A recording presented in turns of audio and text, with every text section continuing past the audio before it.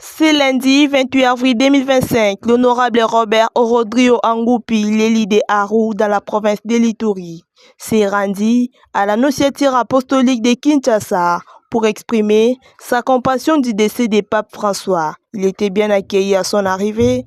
L'honorable Robert Orodrio a exprimé à ces derniers toute sa compassion à la suite de cette disparition qui affecte l'Église catholique universelle. Ils ont aussi échangé avec les nonces apostoliques sur les programmes des funérailles et sur les procédures de désignation du 267e pape. Dans son message, écrit dans le registre des condoléances, il a rendu un vibrant hommage au Saint-Père.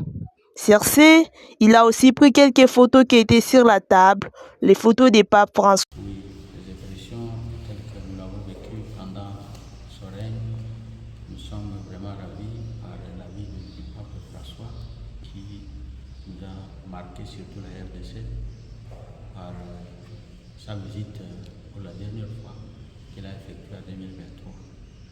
Et lors de cette visite, nous avons eu des messages très réconfortants qui a permis à ce que la RDC puisse être aussi bénie par lui-même.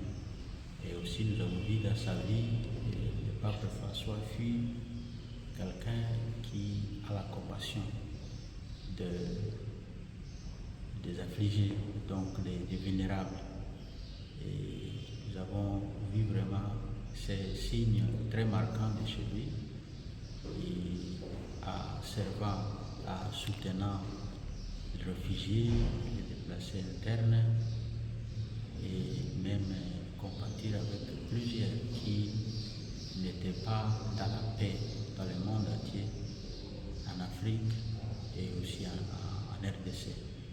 Ça, c'est ce que nous avons retenu de notre papa religieux que nous avons perdu, et nous disons vraiment condoléances à toute l'Église universelle et condoléances aux églises, aux chrétiens partout dans le monde et en particulier en RDC.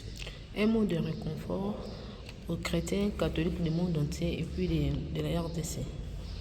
Les mots de réconfort, nous disons que c'est bien que nous avons perdu notre cher papa spirituel.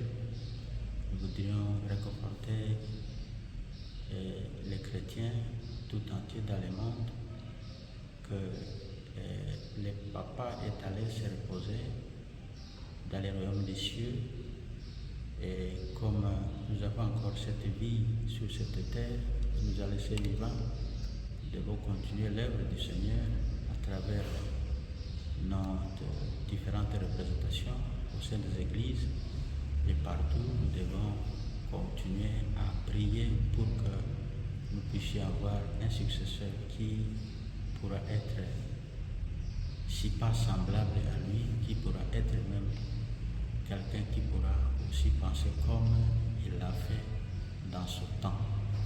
Voilà ce que nous voulions dire à tous nos serviteurs, à tous nos chrétiens, que nous devons nous mettre à prier afin que nous puissions accompagner tous ceux-là qui sont encore autour de la tombe, afin que nous puissions compatir avec eux ensemble. Et aussi, son successeur, ce n'est pas un travail facile. Nous osons croire que grâce au Seigneur, nous saurons avoir aussi un successeur qui nous sera utile pour le monde entier.